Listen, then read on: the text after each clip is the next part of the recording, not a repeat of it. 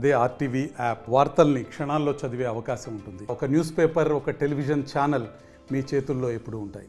పాదయాత్రలో జగనన్న మీద ఏ విధంగా కత్తితో దాడి చేశారో మనం అందరం కూడా కళ్ళారా చూసాం.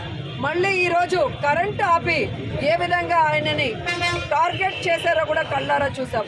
ఈ రాష్ట్రంలో ఉన్న ప్రతి పేదవాడు ఈరోజు ఏడుస్తున్నాడు.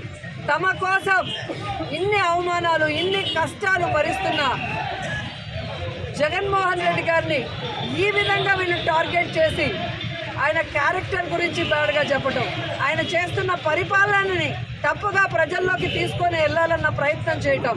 ఈరోజు సిద్ధం సభలు కానీ మేమంతా సిద్ధం బస్సు యాత్రలో మండు టండల్లో కూడా వెన్నెల్లో లాగా ప్రజలు సంతోషంగా నిలబడి ఈరోజు ఆయన ఆహ్వానిస్తుంటే కడుపు మంటతో ఆయన మీద హత్యాయత్నం చేయించడం ఈ రాష్ట్రంలో ఉన్న ఎవరూ కూడా మర్చిపోరని కూడా తెలుగుదేశం పార్టీ వాళ్ళకి హెచ్చరిస్తున్నాం.